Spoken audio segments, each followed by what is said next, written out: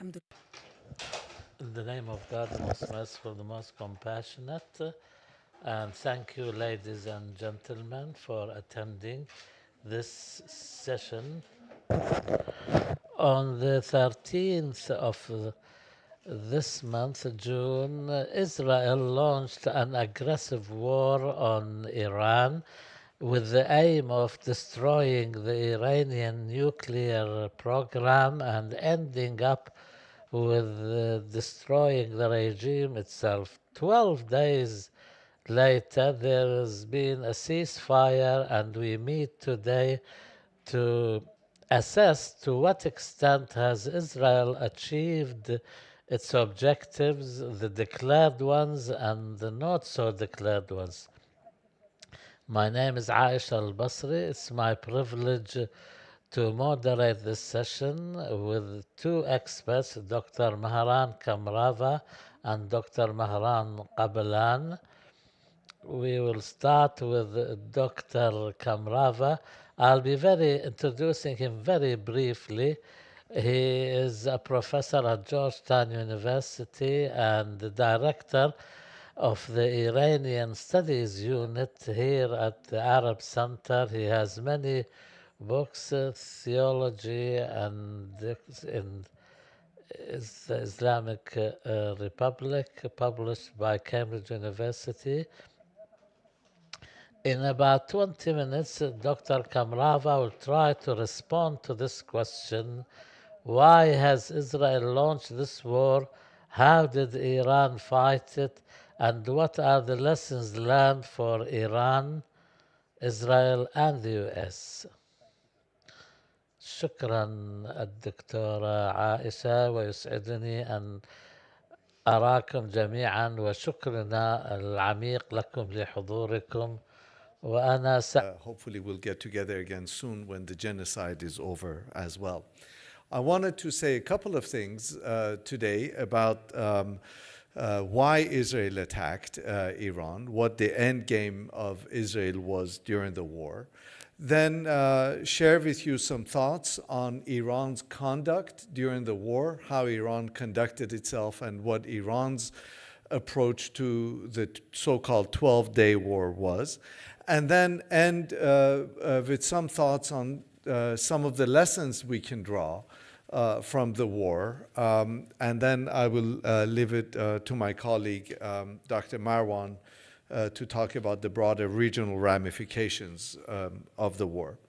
So the question of why Israel attacked Iran and why it did when it did, in some ways, part of the answer is self-explanatory and obvious, and it's because of the fact that the so-called axis of resistance had been severely diminished, if not destroyed, and that Netanyahu saw a wonderful window of opportunity to distract global attention from the slaughter that is going on in Gaza. But in specific relation to Iran, Israel's goals appear to have evolved over the course of the several days in which the war unfolded. And we saw this both in terms of the statements that were coming out of Israel and also in terms of the behavior of Israel as it attacked Iran and the locations that were attacked. First and foremost, of course, the stated objective was to destroy Iran's nuclear program. And the jury is out as to whether or not Israel and the United States have accomplished that objective. I think most of us have seen the report by the New York Times by now, quoting a secret report that has been leaked by the National Intelligence Agency, which has said that Iran's nuclear program was set back, but only by a few months rather than having been obliterated. So one objective was the destruction of Iran's nuclear program. Related to that, over the days 3, 4, we saw that Israel sought to destroy Iran's missile program. And so it went deliberately after Iran's missile system.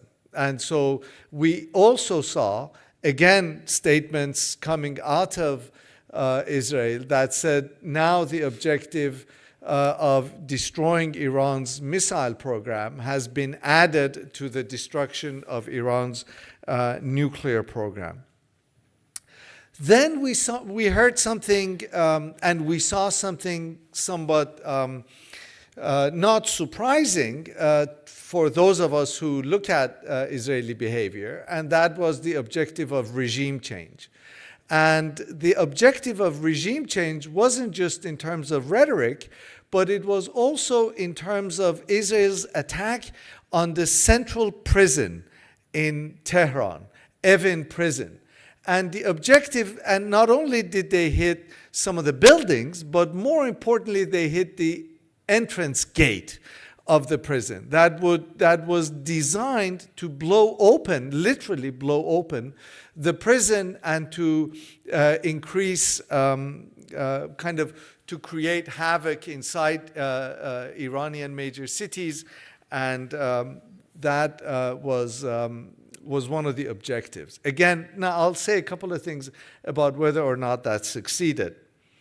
And interestingly, the assumption by Iranian commanders that it wasn't just regime change, but it was Iran's territorial integrity that Israel was after, was validated when the Jerusalem Post came out with an op-ed piece that said that Israel and the United States ought to provide security guarantees to Iran's different ethnic communities, that the Americans and the Israelis ought to give security guarantees to Iranian Arabs, Iranian Kurds, and Iranian Baluchis in particular, 3 groups that were named. So if they secede from Iran, they would not be harmed. So the objective in many ways evolved, Israeli objective in its war with Iran evolved from getting rid of Iran's or setting back Iran's nuclear missile program to really making Iran similar to the tragedy that today characterizes Libya or that characterized Syria or Iraq after 2003. Now, by all objective indications, I think it would be fair to argue that at least on the surface, from what we know so far, none of those objectives were met. Of course, as the African saying goes, the Swahili saying goes, when elephants fight, the grass suffers. And it was really the civilians in Iran and in Israel that suffered the brunt of the conflict. And of course, we can talk about how Israel went about their objective surgically, first decapitating or trying to decapitate the Revolutionary Guards, getting rid of their commanders, and then, of course, going after strategic sites, and finally ending with the attack on the central prison in Tehran. How did Iran respond? From the very beginning, the Iranians prepared themselves for what they consider to be a prolonged war. The assumption in Iran has been that when it comes to Israel, Iran has the strategic depth to engage in a prolonged war of attrition, one in which Israel cannot engage in. That's the assumption by Iranian military commanders, that they can take a punch, they can withstand Israeli attacks, and they had prepared themselves for a long, prolonged war. And I think in many ways, this assumption was proven over the course of the war.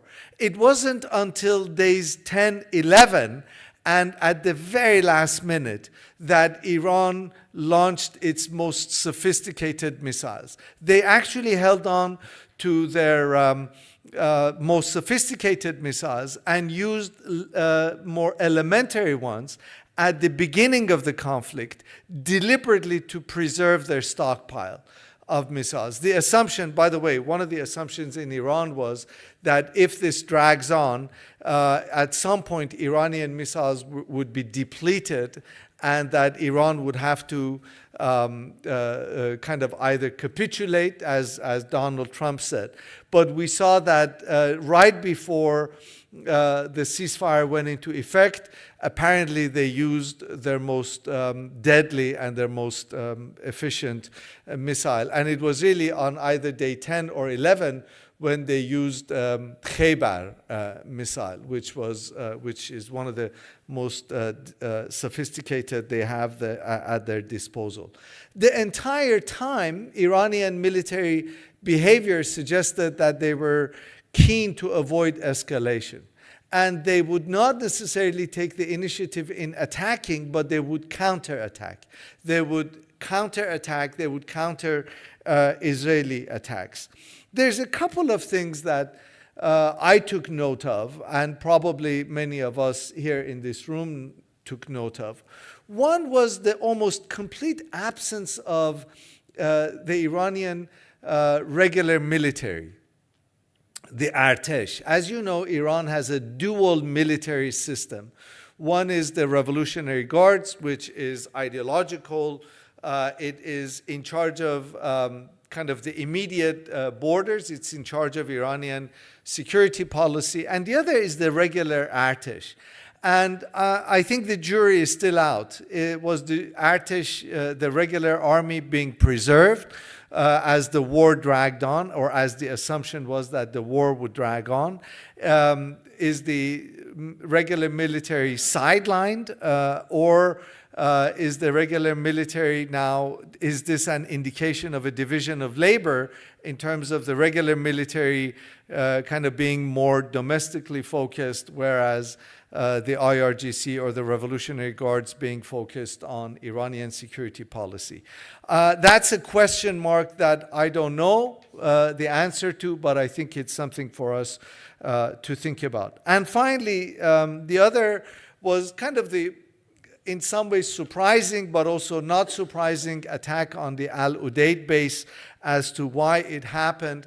Now, even before the attack on Al Udeid happened, I was mindful of the lessons of January 2020, when the Americans assassinated General Qasem Soleimani. In fact, the Trump administration, the first Trump administration. And Iranian behavior in that episode was somewhat of a guide as to what Iran would do this time. If you remember, when General Soleimani was assassinated, Iran attacked two bases in Iraq, two American bases in Iraq. It gave the Iraqi government a 1-hour notice, and that 1-hour notice was meant to be passed on to the Americans. And the Iranians were careful at that time to inflict damage and to make a point, make a strategic point, but not to kill Americans. And they succeeded. Close to 100 Americans were injured in that attack. But again, it sent a symbolic message, and 100 Americans received apparently traumatic brain injuries, but nobody was killed. And then the Iranians assumed that the Americans would retaliate. And an Iranian IRGC commander came out revealing later on, talking about Iranian plans, and said, look, if the Americans had hit us, we had fully planned on hitting 5 American bases. And those 5 American bases included a number of US bases in Iraq, and interestingly, US military presence in Jordan. And at that time, it was meant to send the signal that Iran can hit that far, and it could hit Jordan, and Israel is right next to Jordan. And it just so happened that after the Iranian attack on the US base, Donald Trump did not retaliate. And that was kind of the end of it. He held his fire, and the Iranians didn't have to retaliate and hit those 5 American bases. And looking at that, being mindful of that, I thought to myself, Iranians would politically have to hit. It would be political suicide for Iranians not to hit the Americans, but it would be somewhat of a symbolic hit. And then I sincerely doubted if then Trump would retaliate. And that happened, actually. The Iranians hit. They hit the biggest American base in Qatar, in the United States, in the Middle East. And they made a point, but they made sure that nobody was killed, that they had given head notice to the Qataris, who would in turn tell the Americans. And we now know that the United States had moved its assets out of the base and had moved American airplanes to Saudi Arabia and to the UAE, and that no Americans were killed. So in many ways, what occurred in 2020 reoccurred in 2025 in that fashion. What was kind of surprising, although again not surprising, was that Iran hit Al-Udeid. It hit an American base in a country with whom it has, one of the only countries with whom it has such friendly relations. And either my colleague will talk about it, or we can talk about this during the Q&A session. What are some of the lessons of the war? There are a number of lessons. I'll just very quickly mention lessons for the United States and for Israel, but I'll delve into somewhat of a greater detail in terms of lessons for Iran. First of all, for the United States, lesson for the United States is that, as we now know, Iran's nuclear program has been set back, but it has not been obliterated, as President Trump has said. It has been set back. Now, we have yet to see whether the Iranians would go ahead and try and rebuild the nuclear program, and whether they would do it under the Trump administration, and kind of, or it's early days now, and that we don't know. And the lessons for the Americans kind of have been obvious, because the American president cannot help himself. He plays to a global audience. He's bombastic. He's already proud of the fact that our friends in Pakistan have nominated him for a Nobel Peace Prize, and he thinks this is going to solidify the fact that he can get a Nobel Peace Prize. Trump from day one has been desperate for a deal with Iran to outdo Obama. And not because he just likes peace, but he wants to outdo Obama. And I think he will be even more determined now to strike a deal with Iran. The Iranians are also determined to strike a deal with the Americans, but there is renewed vigor and renewed enthusiasm on the American part. He already came out and said the Chinese can now resume purchasing oil from Iran, which, as we all know, is in contravention of American sanctions. So the American president has said the Chinese can go ahead and break the American sanctions. Lessons for Israel. Lessons for Israel are the fact that Iran can pack a punch. There is no denying that Iran inflicted major damage and gave the Israelis a bloody nose. No matter how Iran's adversaries can try to spin it, no matter how minimal we try to think Iran's missile abilities have been, certainly we see that Israel's multiple defense system has vulnerabilities, and that the Iranians have proved themselves as a formidable adversary for Israel. Depleted, no doubt, but still formidable. And we saw this in the waning hours of the war. And I think another question mark, something that I would be watching for, is to see how the ultimate Israeli survivor emerges from this war? Netanyahu.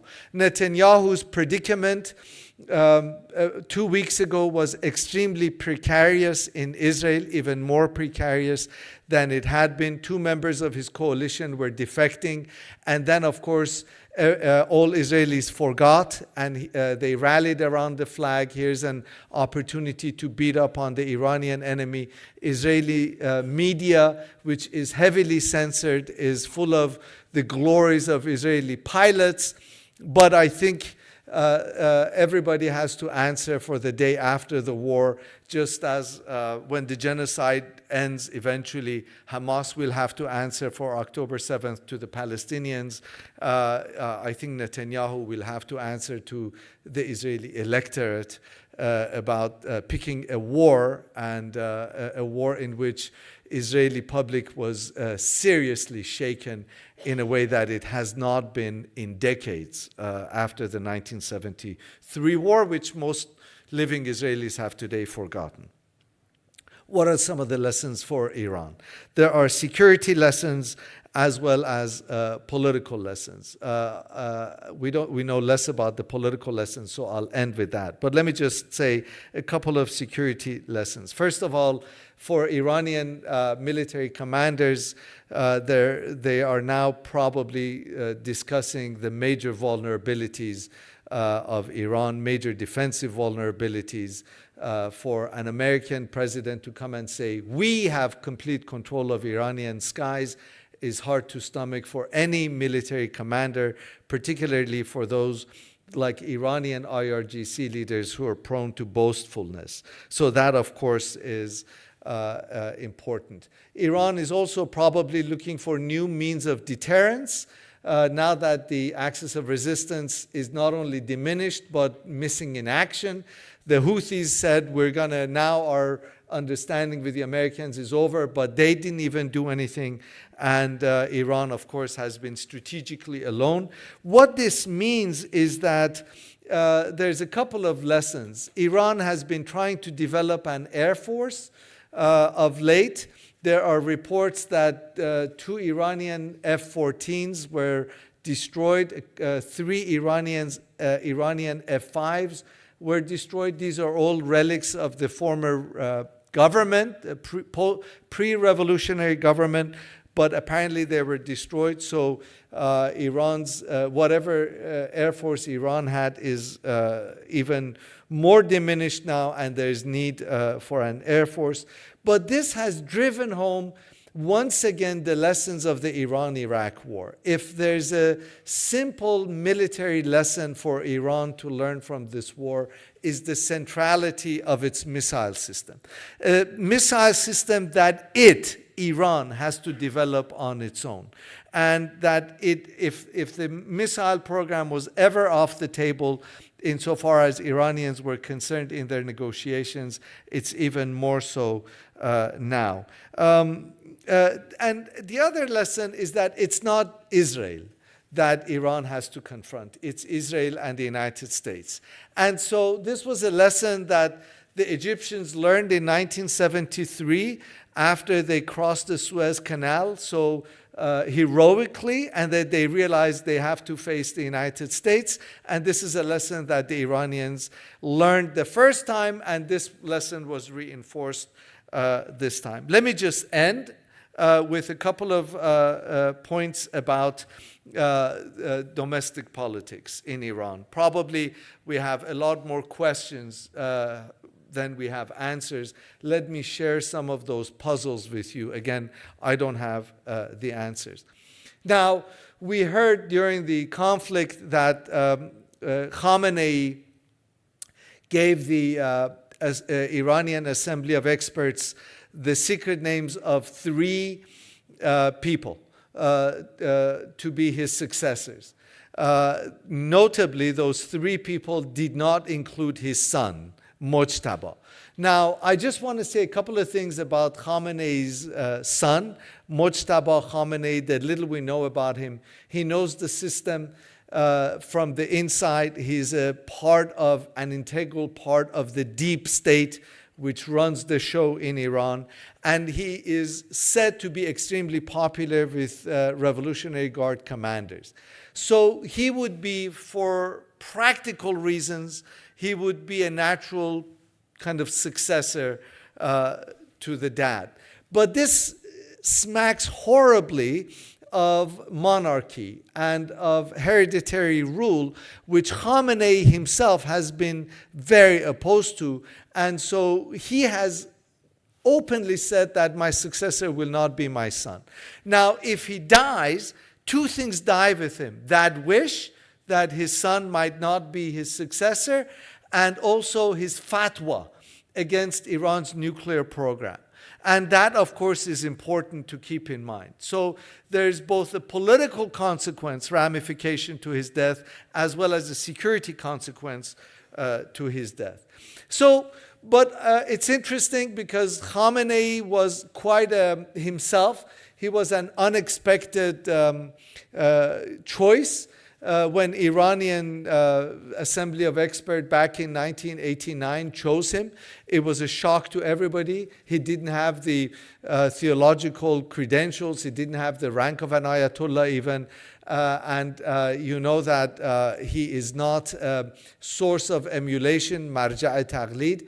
Inside Iran, he kind of pretends to be a source of emulation for Iranians, for Shia outside, some in Lebanon and a few people in Bahrain, but inside Iran, he's not considered a source of emulation. And so I've always thought we're going to be surprised, just as we were first time around, as to who would succeed him. But I think he has now that President Trump came out and said, we know where he's hiding, we can kill him if we want to, but we're not going to kill him.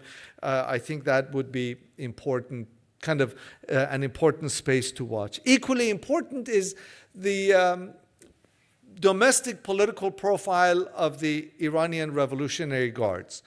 Are they going to be held accountable in Iran for Iran's vulnerabilities? Are the Iranians going to demand accountability for the IRGC, that you let the Israelis hit us at will where and when they wanted to? And the Iranian public is less interested in the damage that was inflicted on Tel Aviv and Haifa and Beersheba than they're interested in the damage in Tehran and Isfahan and Shiraz. It's natural human instinct. And I think it's important to watch what profile the Revolutionary Guards will take. The Economist, citing unnamed sources, has come out with a report saying hardliners are going to take over the IRGC because some of the so-called softliners were eliminated. I'm not sure if I buy that argument because we don't really know. We can read the tea leaves to the extent possible, but I think that the political behavior of the Revolutionary Guards is an important space to watch. Finally, the big question mark, particularly for those of us political scientists who love to ask questions and don't have answers, is the degree to which the Iranian political system is strong. Did the political system emerge out of all of this past 2 weeks with renewed strength or vulnerabilities or weakness? I think in many ways that question, as important as it is, doesn't really matter. Because what matters is the public mood. That's a space to watch. First of all, Iran does not have a viable political opposition. There's this son of the Shah, and he embraced Netanyahu and during the war, and if he had any 4 people who took time off of the nightclubs of Los Angeles and said, try to start a revolution in Iran, even those 4 people are now quiet. So there's no viable opposition, political opposition in Iran. But the public mood is one of resignation, to the extent that at least we can tell for the last 3-4 days. The public is still in shock and in anger and kind of like what went on. And I think over the next couple of months, we have to wait and see. And so hopefully I can then bear upon my colleagues to have another event when we know more about how the public is feeling. So I'll stop here, and I thank you for listening, and hope we can answer some questions in the Q&A. Thank you. شكرا شكرا. Thank you very much. Would like to thank you for shining light on this topic, valuable intervention. We'd like now to give the floor to Dr. Marwan Qablan, who is the head of the Political Studies Unit at the Arab Center for Research and Political Studies, and also he's in charge of Diplomatic Studies Unit. So we'd like to give him the floor now. سأتحدث باللغة العربية إن شئتم استخدام سماعات الترجمة. In the name of God, the most compassionate, first of all, I would like to thank you very much. I would like to thank Dr. Aisha for the kind presentation. I would like to thank my colleague, Dr. Mehran, who proposed the topic of this seminar and also invited me to be present here. So I'm going to present the other perspective because I do believe that there is polarization and controversy with regard the confrontation between Iran and Israel, the recent one. So we, the bystanders who have been following this confrontation between Iran and Israel. So please allow me to say that this division, this polarization is linked to the presence here, and that is why we have to be very, very aware about this particular point. And I would like to talk about our role, the Arab role. We were not only by standards and watching what was happening. Particularly, we have been doing that when it comes to what was happening in Syria and other countries. They have used a number of weapons, such as Iran has used missiles through Iran and so through Iraq and Syria in order to be able to make it to Israel. I am not going to be part of this polarization, but I can perhaps shine light on the discussion taking place, who was defeated, who was victorious, who was able to achieve the goals. So if we agree that victory is the attempt to subdue the other party. So we have to say that it is very difficult to say who was subdued and who was victorious in this kind of confrontation. Israel, irrespective of the attacks that were carried out at the beginning, that was able to decapitate heads and leaders in Iran, particularly that the defense system was not responding, and also it was able to drag the United States of America into this confrontation, but the United States of America was not able, Israel was not able to subdue Iran through those attacks that were carried out at the beginning. On the other hand, Iran was not able, and I cannot say that it was defeated for the following reason, the same reason that I mentioned when it comes to Israel. So similar to Israel's confrontation with Gaza, it was not able to defeat the Gazans, and the same applies to the confrontation between the United States of America and Vietnam. And this leads me to the second point, which is the regional and international repercussions. It is very early to talk about who is victorious and who is defeated in this battle. I think this is one round of a long war, and this can be a kind of a war between Iran and Israel that is going to be a kind of hybrid war. So the security and intelligence war is going to continue from both sides, from the Iranian and the Israeli side. But I think we're going to witness also more confrontations between Iran and Israel, perhaps raids, if Israel feels that Iran wants to regain some of its powers. So this is one round of a long term war. And perhaps during my intervention, I'm going to talk about the traits of this particular kind of confrontation. So the outcome of this war is going to be apparent in the negotiations that we're going to witness in the coming phase.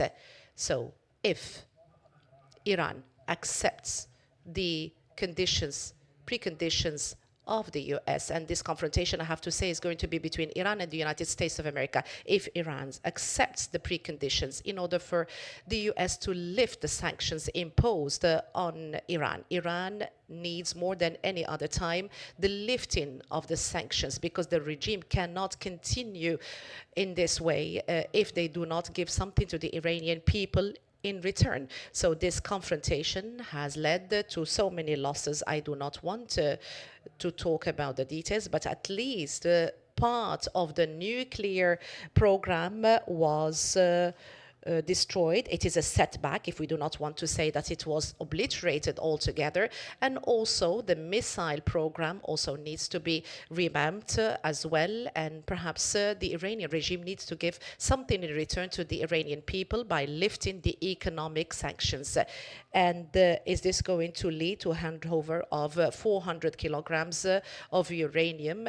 And is this going to restrictions to the missile system of Iran by 200 kilometers? The United States of America imposes a certain kind of range that should not be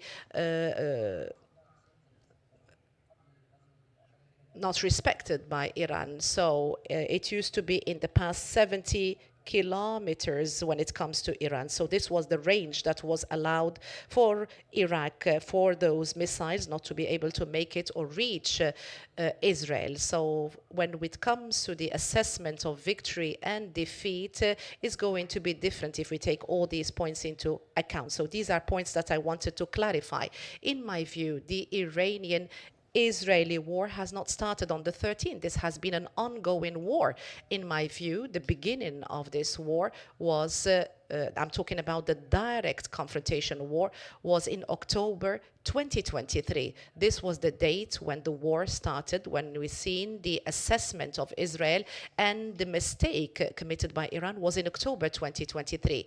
Because when it comes to 2023, we have seen the deterrence that started dwindling gradually, because Israel started, if we talk about advanced defense doctrine, but we would like to remind you here very quickly, Iran, it was very clear, forward defense deterrence, particularly that Israel tried to target the allies of Iran, because it was seeking a defense strategy that would enable it to be resolute in the face of its adversaries. So they have this doctrine that was established by Iran to have a number of militias and proxies surrounding Israel, and this was a way that was adopted by Israel to have a kind of a deterrence weapon in order to confront Israel. This would lead Israel, as Iran thought, to think twice before they think about attacking Iran. So after the fall of the Iraqi regime and the fall of the Syrian revolution, so Iran, after building Hezbollah on the borders of Palestine in the 80s of the 20th century, so they continued and expanded their building of number of proxies. There is a kind of a fire kind of circle surrounding this area in Lebanon, in Gaza, in Syria, in Iraq, in Yemen. And in my view, the Israeli decision to break this kind of circle or link started in 2023. And here I would like to indicate that the Iranian deterrence, in my personal view, was destroyed altogether in the summer of 2024, when Israel started targeting the allies of Iran one after the other. I'm talking about military capabilities. So they started targeting Hamas in June, July 2024, before it started or moved its weight into Lebanon and the front in Lebanon and targeting the allies of Iran here. So here we're talking about the regional allies that were able to deter Israel, that was destroyed altogether in 2024 when Israel destroyed the military capabilities in Lebanon. The big mistake that was committed by Iran, because it stood as a bystander. It did not do anything, although it lost all its deterrence representatives in the region. We have seen what has happened in Syria, the confrontation with the Houthis, and the American Houthi confrontation that happened recently in recent weeks. I think 1 month before the beginning of this confrontation between Iran and Israel, when the United States of America started the confrontation or entered into a confrontation with the Houthis, and what had happened eventually, and this had limited a great deal the capabilities of the Houthis. The defense doctrine of Iran was based on developing a ballistic missile program, and also a nuclear Iranian program also was developed by the Iranians. In my view, Iran was always ready to barter between its nuclear program and its regional hegemony, and also the proxies in the region. If you have deterrence on the borders of Israel, we're talking about Hezbollah and other powers, perhaps Iran could have negotiated on this program. It proposed to give up its program the first time during the invasion of Iraq, and also there is a report that was published by the New York Times during that period that talked about during the era of Khatami, they proposed that they can give up their program and dismantle their nuclear program. And the second time, when an agreement was signed in 2015 during the Obama administration, where Iran accepted that the enrichment is not going to go beyond 3.5%, and therefore to limit the use of nuclear energy. So what has happened is that Iran lost its allies and proxies in the region completely. To what extent? At the beginning of 2024, and particularly after the attack that was carried out by Israel in October in 2024, when they targeted the air defense system, and also many talked about that the fuel also was targeted, that is used for ballistic missiles. So this attack was inevitable. It was a matter of time. And we have seen from the different reports that were revealed that Netanyahu started thinking about targeting directly Iran after they destroyed Hezbollah, or the military capabilities of Hezbollah. And we have seen what has happened afterwards in June 2025. The second point that I would like to talk about, that the deterrence strategy of Iran failed, and this has nothing to do with victory or defeat, because the strategy of defeat aimed to deter Israel from targeting it. So this strategy failed as a result of that. Even the threats to close the Hormuz Strait did not deter the United States of America. So we often say that the bomb that could be used by Iran is to close the Hormuz Strait, and that it does not need a nuclear bomb. But even that did not deter the United States of America from targeting Iranian installations, irrespective of all what has happened. So the oil barrel did not go below $81 per barrel, but during the did not go above, $81, but during the Ukrainian war, it went beyond $140 per barrel. So we have seen what has happened when we compare the two situations. You can see the impact was very, very limited indeed, in addition to, of course, arrangements that were linked to this confrontation with Iran. So what I would like to talk about in this presentation. I would like to talk about the repercussions. All what I have said so far is known to you all, but let us now move to the outcomes of this confrontation. The first round, or the first Iranian-Israeli war. This is the first direct confrontation. So what are the most important outcomes of this war? And here I would like to start with Iran. And when I talk about Iran, I talk about its regional war. So with regard to Iran, in my view, in the coming short phase, Iran is going to concentrate on the inner or internally, because it is going to try to find solutions to what has happened, and it is going to be very busy to rebuild its defense capabilities, because if Iran is not capable to build its capabilities, then it is going to be targeted once more, as it is the case with Syria and Iraq. So I think Iran, for many coming years, is going to be busy building its capabilities, particularly its missile program. And this is not going to be the only thing that is going to be concerning Iran. So once people started understanding what has happened, the difficult questions will start being posed, such as what went wrong and why. Why this has happened, and why have we lost our nuclear program and our air defense, why we have seen so many nuclear scientists killed and many commanders have been targeted. We're talking about a great deal of money that was spent on the missile program, nuclear program, and also the proxies. We're talking about $60 million have been spent on the Syrian regime.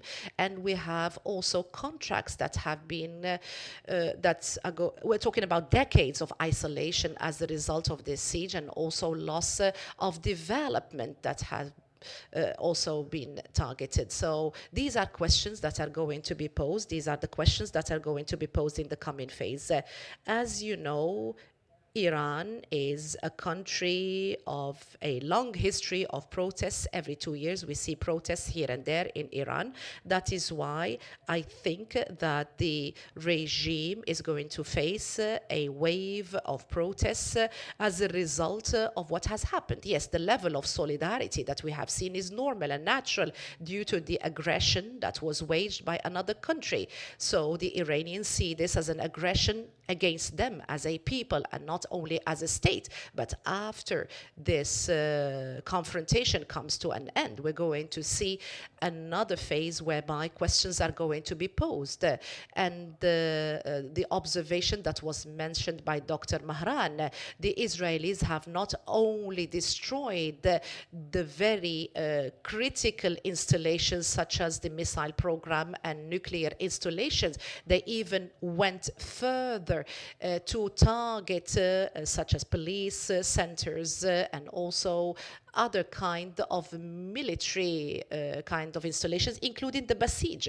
What threat does the Basij constitute for the Israelis? I think all these attempts aim to weaken the regime. Also, they wanted to have a number of separatist, perhaps, movements. We know that in Iran there are divisions in certain areas, and this perhaps could be encouraging for Israel, because they wanted to weaken the regime as much as possible in order to encourage any revolution or any kind of separatist movement to come to the surface. So I would like also to say that we're going to see the repercussions very clearly, particularly when it comes to the regional scene in many countries, in Lebanon, in Iraq. We have seen it in Syria, but I think the impact is going to be much lower.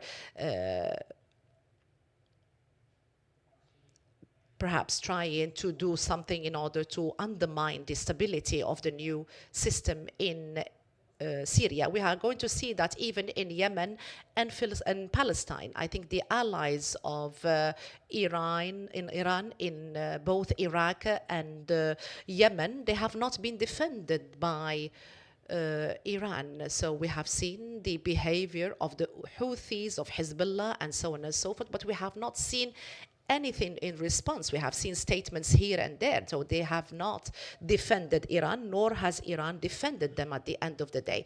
So this is an indicator, as far as I think, that in the coming phase, those allies are going to try to perhaps become more or less independent from the center, which is Iran, and also to try to adapt to the new reality and perhaps participate in the rebuilding their own kind of circles. And perhaps the decision-making procedure would become independent from Iran. So when you have a kind of an empire and when the center becomes weaker and weaker, you see the peripheries detaching themselves from the center. And there are so many examples in this regard. When it comes to Palestine, the situation is going to be more difficult.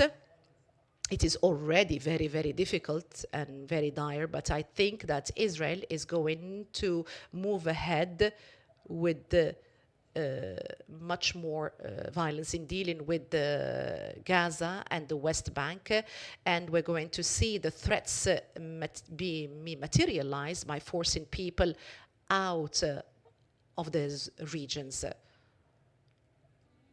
Regionally, so I'm talking at the level of the states, I'm talking about the allies of Iran and the non-state actors. So when it comes to the states, so the weakness of Iran is going to lead to a rise of other states such as Turkey, and we know that the influence of Turkey is rising and has been rising in the recent period of time with the new regime in Syria. We're going to see perhaps a much bigger role of Turkey in Iraq and in the Orient in general, and also in the Caucasus.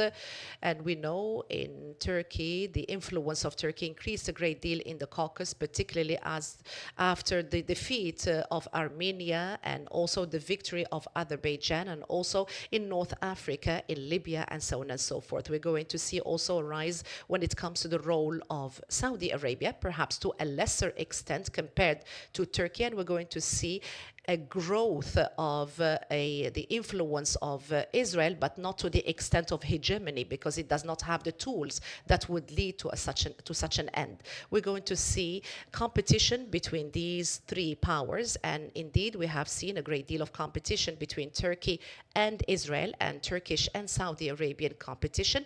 This is apparent to a large extent in Syria, and this regional competition is going to be under the American umbrella, because all of these are allies to the United States of America, Israel, Turkey, and Saudi Arabia. There is a retreat in the position of Egypt due to the retreat of the role of Iran, and also the role of Egypt that used to take place as a result in order to strike a balance when it comes to the role of Iran. So the role of Iran has always been used in this kind of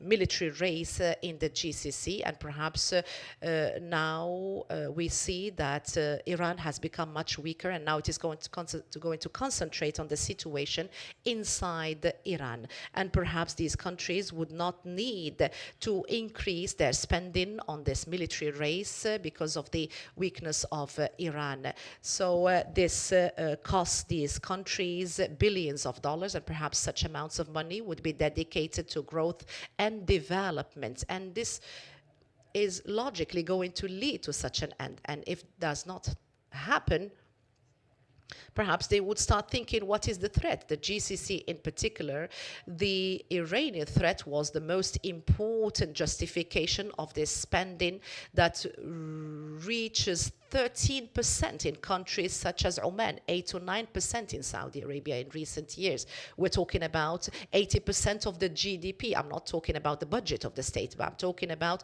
the GDP of the state. And this is one of the highest defense spending rates if we take into into account other countries such as the NATO countries who are struggling a great deal for them to increase their defense spending to reach 5%. And Spain has asked to be exempted, for instance.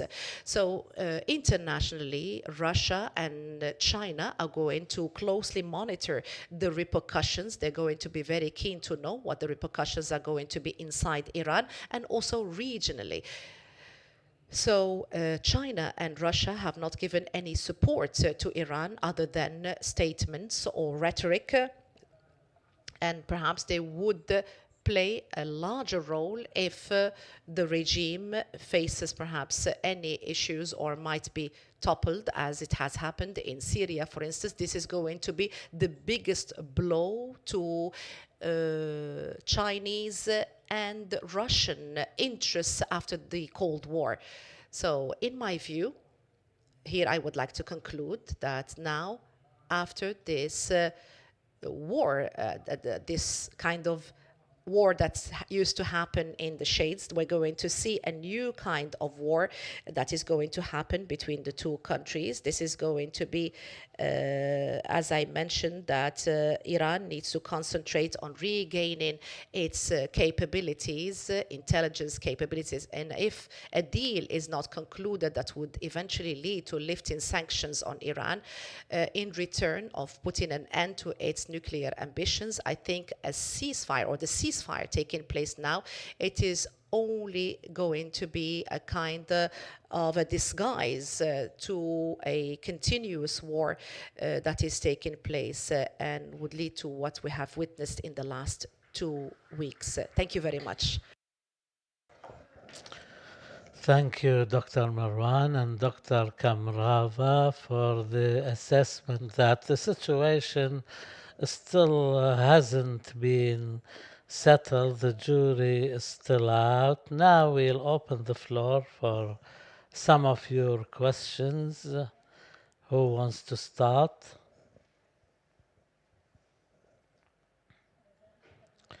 Please state your name and your affiliation. Those were extremely insightful presentations at a very critical moment. I'm the ambassador of Spain, and I would like to focus on the diplomatic prospects of this conflict. The war in Ukraine has underscored the limits inherent to public international law and the great challenges that diplomacy must face when endeavoring to prevent conflict, escalation, and the threat of use of nuclear warfare. My question to you is, what possible avenues for a negotiated solution could you identify in this region to prevent nuclear escalation? Thank you very much.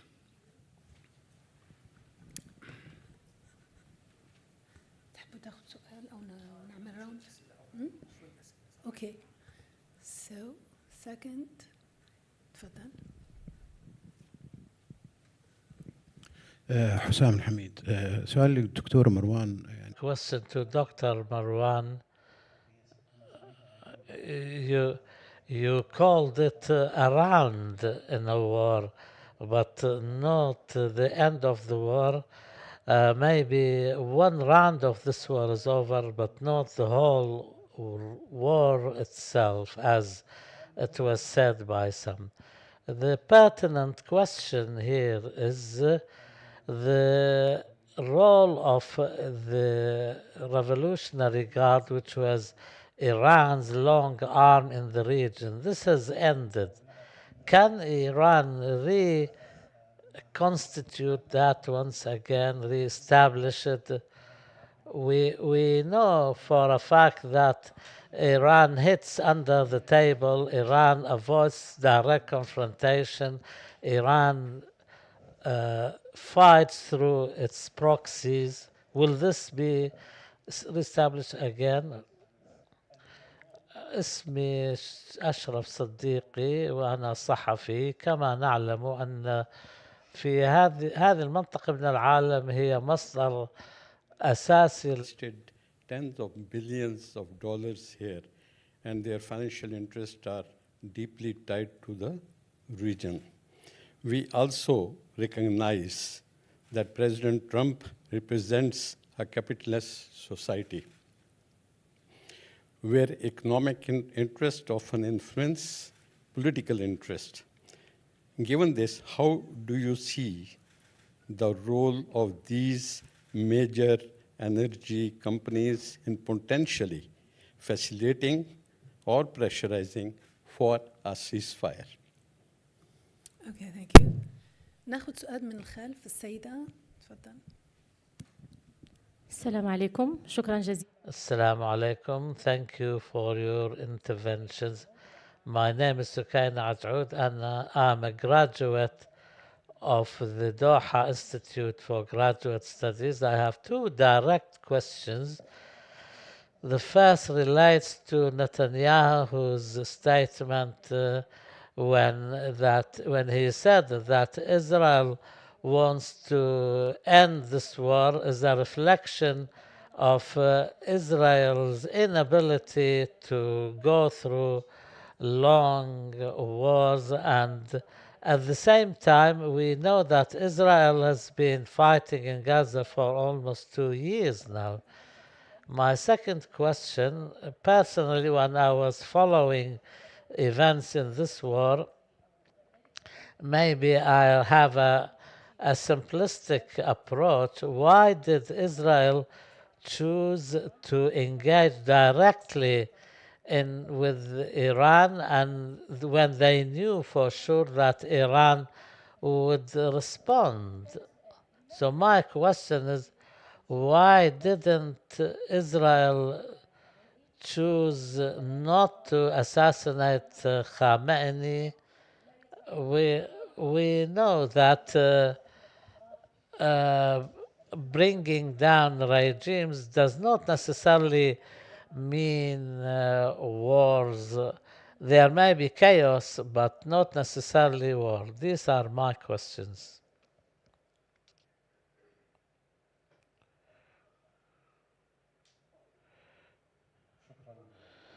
Thank you very much. I'll ask in English. Very much, Professor Kamrava. There is another immediate reading for the immediate consequences of the conflict or confrontation between Iran and Israel. It seems that Israel declared two strategic goals before on the 13th of June. They said that the first one is we are going to degrade Iran's nuclear capabilities to a point that they do not cause or pose a threat to Israel. And the second one is to make the regime weak enough that it cannot stand a popular revolt. Some argue that Israel has actually achieved these goals. Iran on the eve of the 12th of June, they had different nuclear sites. These sites were targeted repeatedly by Israel, and then they were targeted yet again by the US B-2 strategic bombers with the most powerful bombs, and probably this is the first time they are used outside the United States. And then on the other side, the regime now, or the Iranian government, they are facing a critical moment inside Iran, because what is the narrative they're going to tell the people? They have lost their nuclear system to a point that not only they were degraded, but now they would have to go and sit and negotiate of what remained of these nuclear sites. And on the other side is that they're not bringing any benefits to the Iranian people, who have paid a very heavy price over the last 40 years to make this possible. This is a narrative that is floating around, obviously with people who are, or analysts who are anti-Iran. What would you comment on that? What are the chances of the Iranian government surviving all of this? And what kind of narrative they would be telling their people to give them hope for the future? Thank you. طيب حسن شريف سفارة السودان قائم بأعمال سفارة السودان. سؤال للسيد مروان. تحدثت عن ضعف Embassy, you talked about the weakness of Iran and the impact of that on the region, and also Iran's allies not rushing into its defense. We can also talk about Israel's weakness in view of the latest statements by Trump.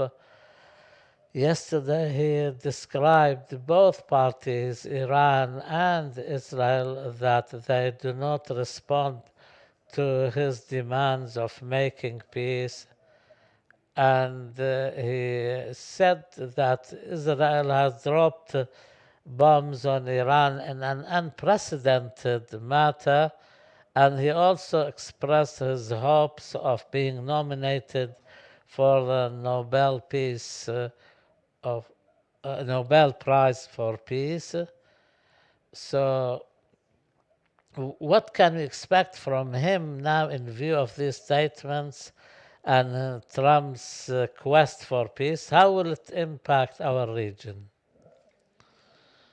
We will respond now to this round of questions, and if we have more time, we will take a second round. سوف أجيب. Your Excellency, the Ambassador of Spain. I guess there are two ways actually to prevent nuclear confrontation in the Middle East. One of them has been mentioned already by Kenneth Walls, who is the late Kenneth Walls,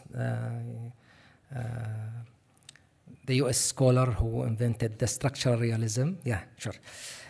He wrote an essay in 2012. I just went back, actually, I was reading that essay today.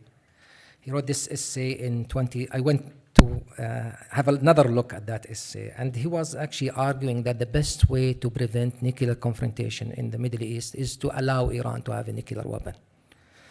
So in this case, you will have this nuclear deterrence, just like the USSR during the Cold War. So if the Iranians have their own nuclear weapons and the Israelis have their own nuclear weapons, that would prevent a nuclear confrontation. That is one way for somebody like Kenneth Walls. The other way is actually to have a Middle East nuclear-free zone.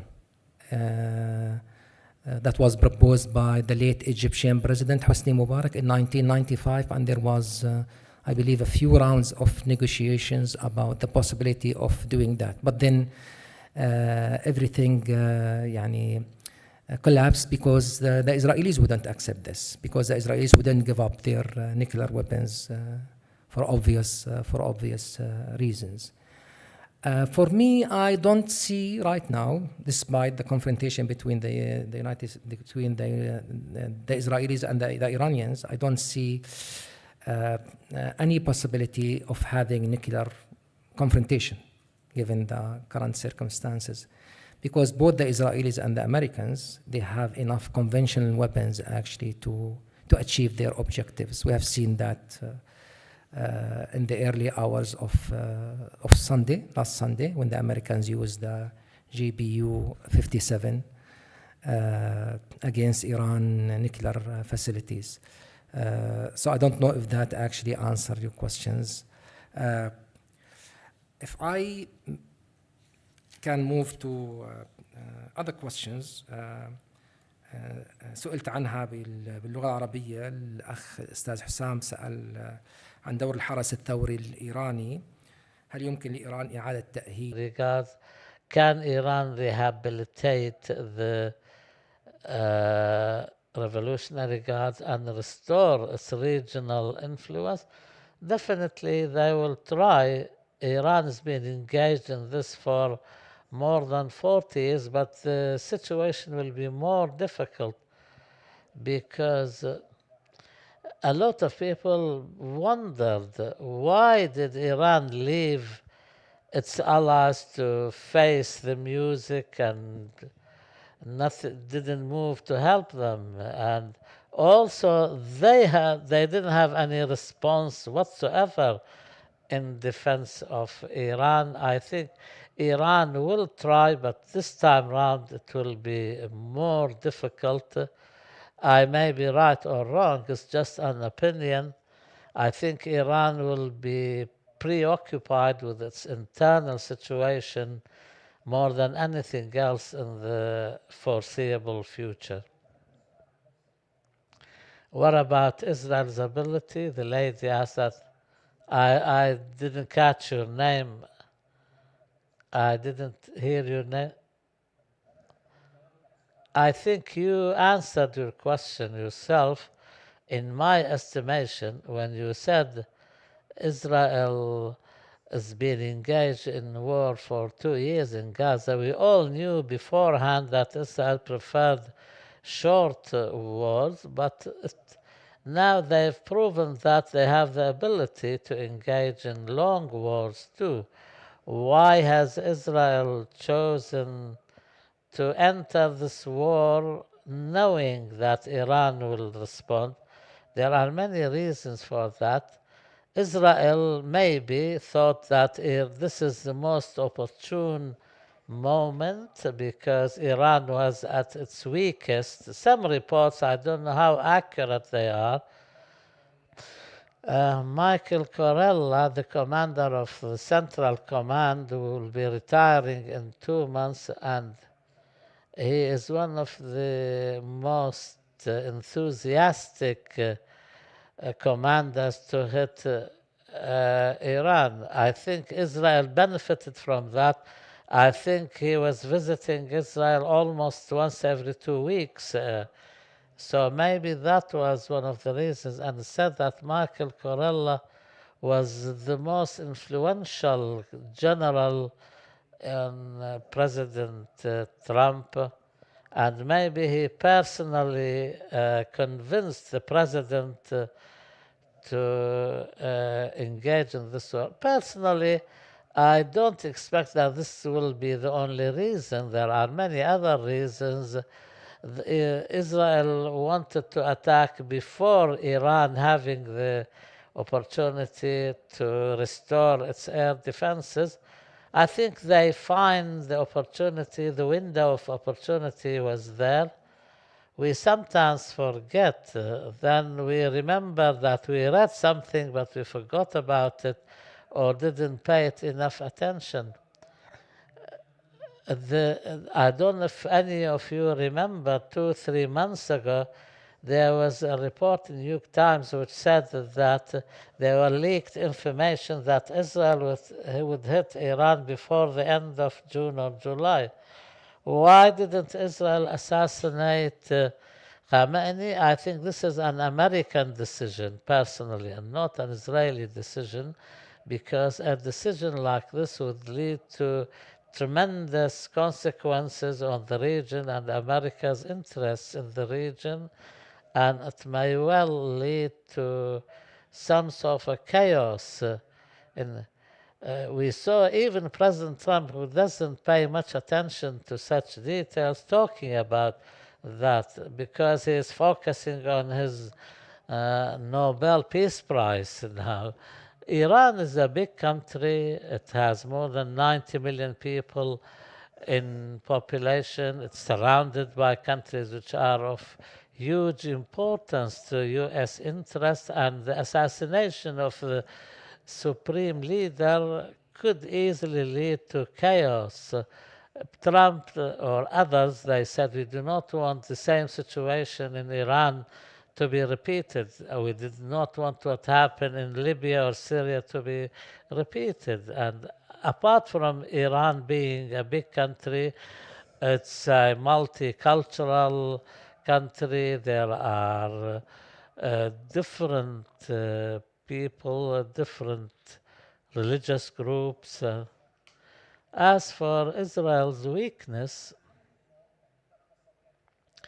what I understood from the question is the suggestion that there was some sort of an understanding that America would help Israel to destroy the Iranian nuclear facilities in return for Israel showing more flexibility towards the ending of the war in Gaza. We've been hearing some sort of bartering between the two, a trade-off between destroying Iranian nuclear installations in return for ending the war. I don't know. We'll leave it. Only time will tell.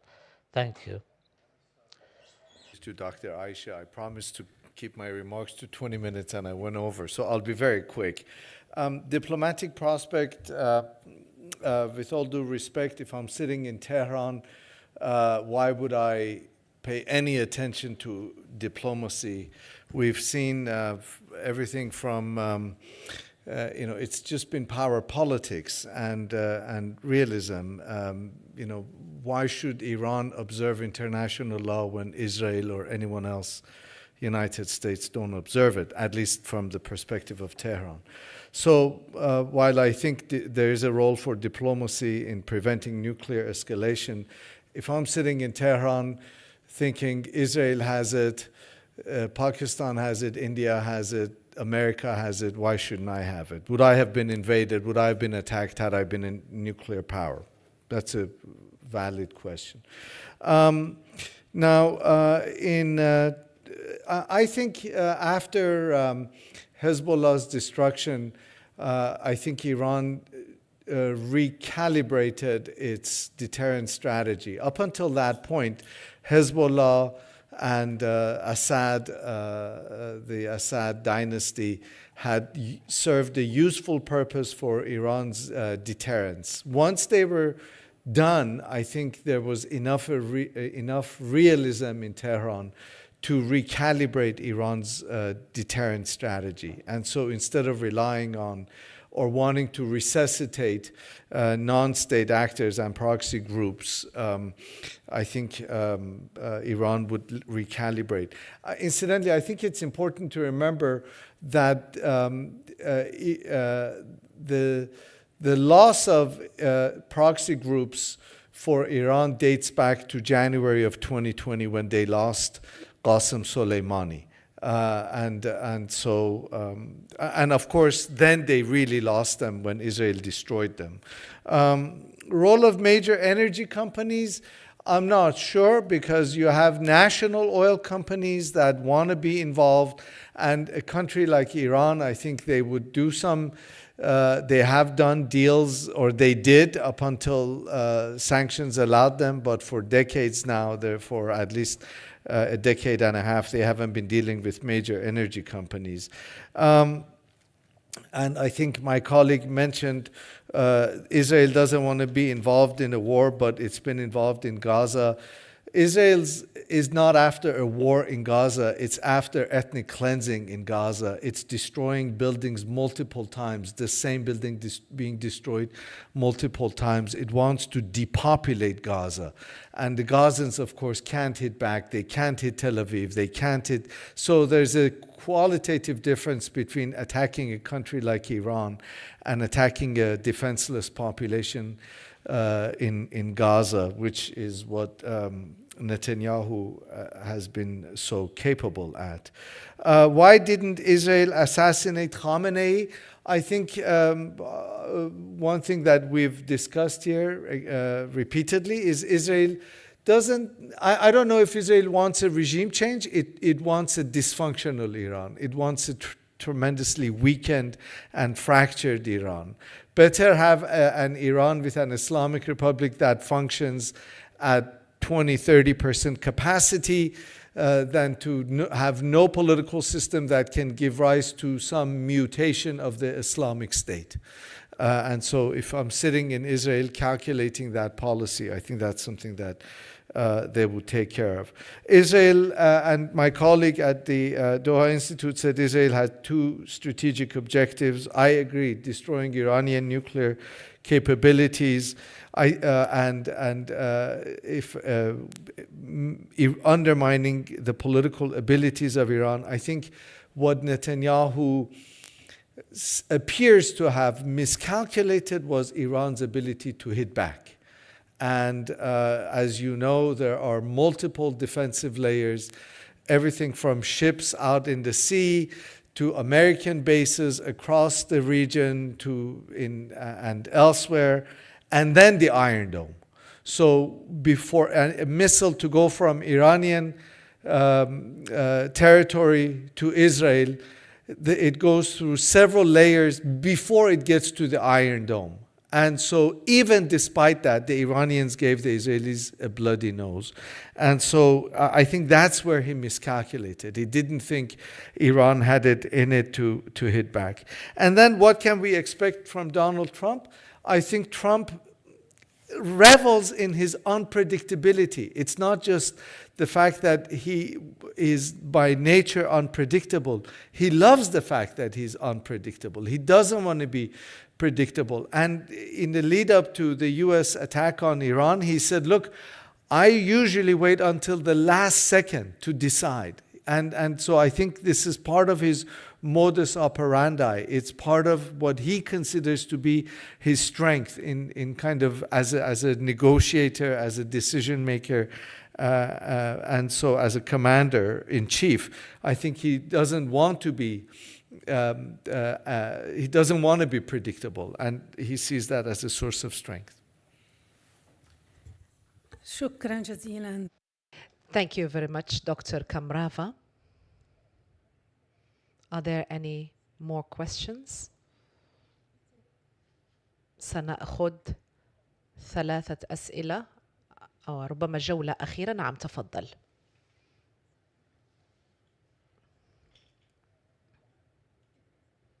سعادة السفير.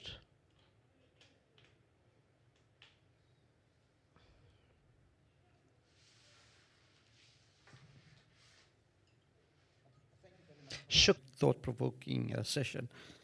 My question is that this latest drama in the Middle East, what does it have to say about international institutions? The United Nations has been, especially the Security Council, has been found to be ineffective. The IAEA has been questions about their behavior. And if Iran were to withdraw from these international institutions, and also, needless to say, the whole international order, international law, and so on has been called into question.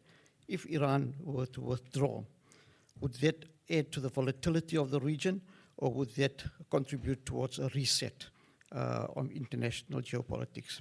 Thank you. Thank you. Question here. Go ahead. Thank you very much. And Dr. Marwan, as an Iranian, I should mention something to add something in point of view of yourself. At the first time, we didn't start any war for 200 years. And a lot of these miscalculations about Iran was in the after Iraq and Iran wars. But I think that we should mention some achievement at this war. The first time Iran shut down the F-35 Stealth aircraft for the first time of the history of the military of the United States. And the result is the dropping down the stock market of the Lockheed Martin company. The second one, for the first time of the Israel history, Iran hit the very high profiles and the intelligence buildings and complex inside of the Israel. You know that the Israel advertisement about the Iron Dome and all of the air defenses. And second, inside of the Iran now, there is a very unique unity of the people after this war. And I think that this is a new era for the government to listen to the people and to align some management strategic plans inside of the Iran. And the last of the list is the United Nations and the Atomic Agency. And NPT was useless for Iran. They didn't protect our facilities at all. The facilities who was involved in these exactly south of Iran can be affected and can be very harmful for another countries in the Arab world. So I think that the Arab world and the international community should think about something to make a statement about these inactivity of the international organizations. I think that international institution can play a very, very strategic roles to mention that, to aware the people anywhere in the world and international community about these important factors of achievements of Iran in this war.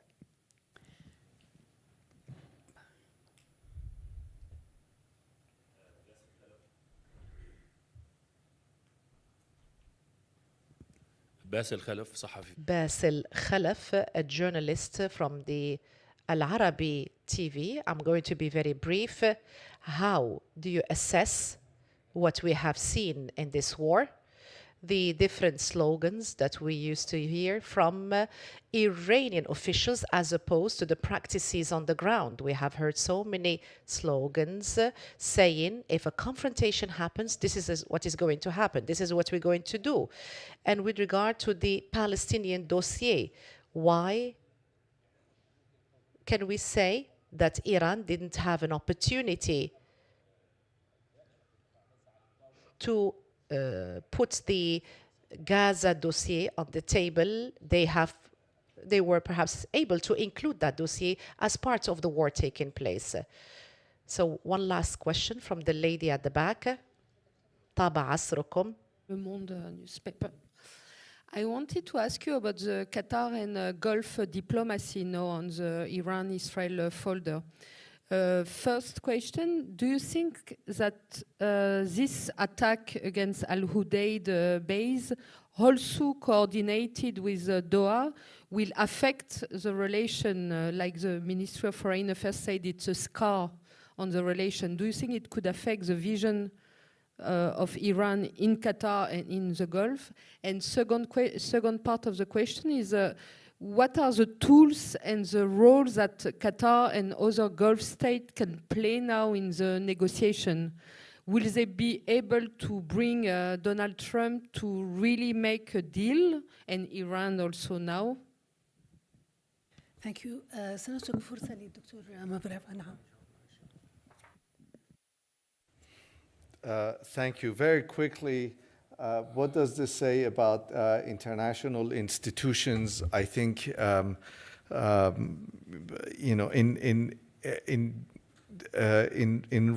theory, they continue to play a role. In practice, we've seen the irrelevance of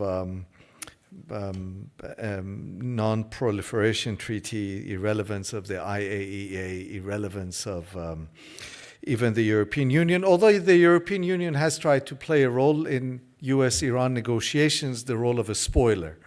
And so what we saw is the French, British, and German foreign ministers beforehand, when they were sidelined by the United States and Iran in the negotiations beforehand, they talked about snapback mechanism, and now they might even bring that notion back.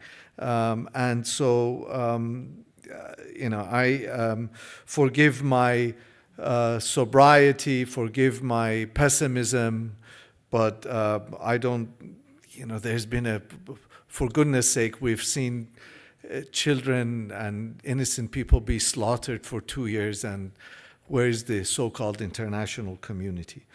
I don't know if I understood the question, slogans of Iran versus functions on the ground. Every country has slogans with which it justifies the pursuit of its national interests.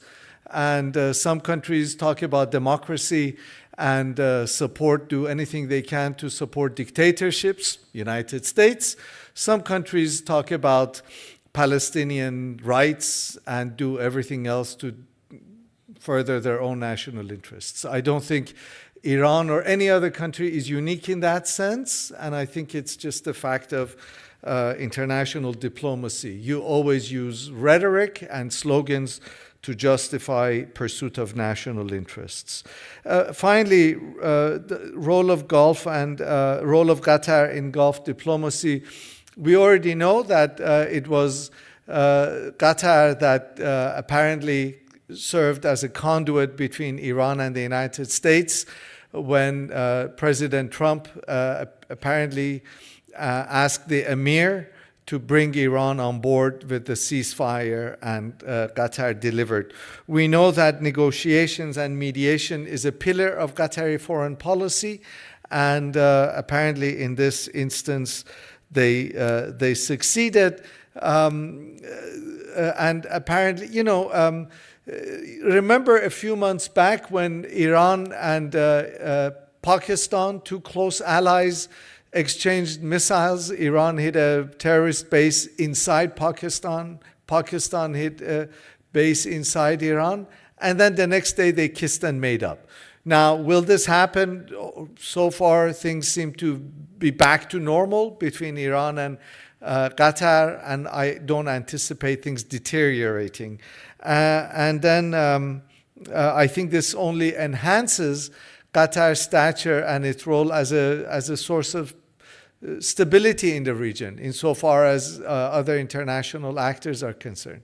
It seems to have delivered this time, despite having taken a punch, and I think it only enhances Qatar's diplomatic stature.